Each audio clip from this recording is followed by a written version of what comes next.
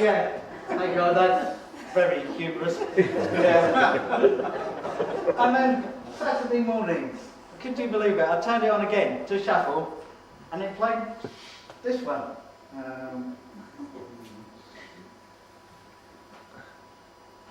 And given that he could have chosen all these Christian songs I've got on here, no, not that one.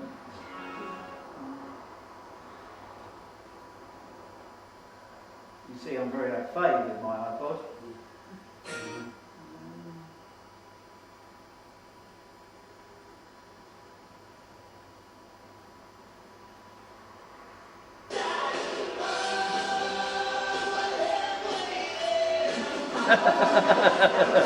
It's not a prayer. Yeah?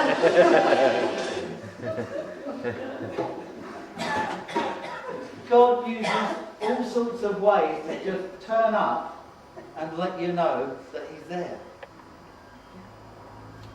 You might describe that as a coincidence. Out of my thousands of songs on there, all my Christian songs, that those two come up. I prefer to think of it as a God incidence. Now, my close encounter of a heart kind meant that I was going to spend 6 weeks at least at home, convalescing. And when I came out of hospital, I was pretty weak. I found concentrating for any length of time a bit difficult. So, okay, I confess, I did resort quite a bit to daytime TV. And being an architect, obviously I was naturally drawn to all the DIY and sort of property type programs that are on during the day. And one of the delights of cable TV is that instead of 4 or 5 channels of rubbish, you've got about 100 channels of rubbish. But I became fond of a particular DIY program, and it was an American program, and you put together a house, a few self-opinionated designers, 7 days, and what do you get? You get something that's called Extreme Makeover Home Edition. I don't know if you've ever seen it. No? See, it just goes to show how sad I am, doesn't it? Now, each episode begins with the host. His name is Ty, T-Y. He's about 6 foot tall, 6 foot wide, short, dark hair, a bit like me. He's the sort of all-American ball player host. And what happens is he turns up at someone's house and knocks on the door, and basically they're thrown out of the house for 7 days. There and then, hey, we've come to make over your home, and in they move. So these people who put their homes up for a makeover clearly are not happy with their home. There are some blemishes, there are some flaws, there are some things they're ashamed of. Now the fact is, we all have flaws and blemishes that we'd like to change if we were given the chance. Now God is in the business of makeovers. Verse 17 of our passage today, it says, "Therefore, if any man be in Christ, he is now a new creature. Old things are passed away.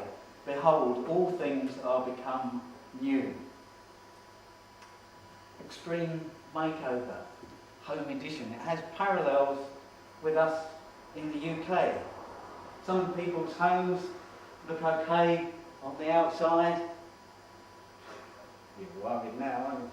But inside, they're a disaster zone. Now, I'm not talking about things out of place or something hasn't done the hoovering lately. I'm talking about divorce, physical and mental abuse, drug abuse, alcoholism, adultery. It goes on. we need an extreme makeover in our homes and in our lives. How are we going to do that?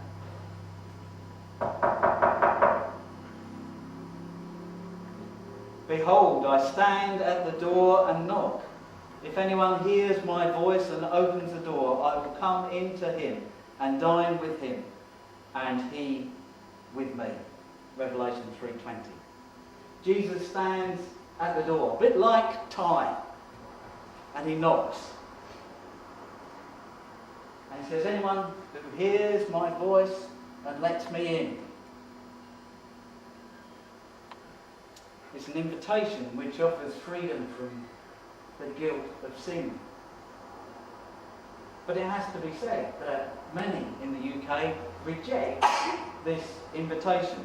Now, the one thing I noticed about the Home Makeover programme is that none of the families told Ty to take a walk. They all welcomed him in with open arms because they knew they were going to get something good. Something good was going to come out of him coming into their homes. Something new. Their old home was going to be transformed. The old was going to be done away with. And it sounds like the promise we have when we open our hearts to Jesus Christ. Old things will pass away and all things will become brand new. It's time we let Christ into our lives, into our homes.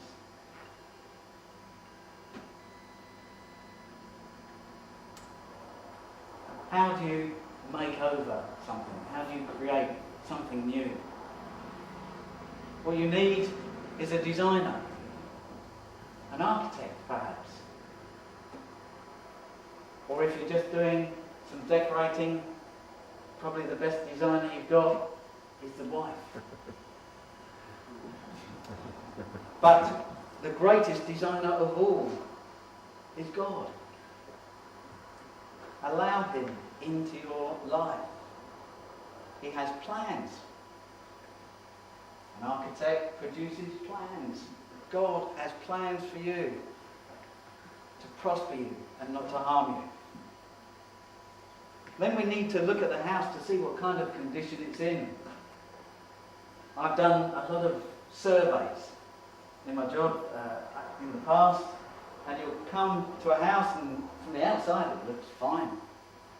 But when you go inside and you start rummaging around, you start finding the cracks. And when we look closely, often the inside, things can be in a lot worse shape than we think. And sometimes our homes can be in such a bad state that actually no amount of renovation is going to bring them up to scratch. And sometimes this happens on Home Makeover. They literally flatten the house. Take it right back down to the foundations. Our homes need a strong foundation, and so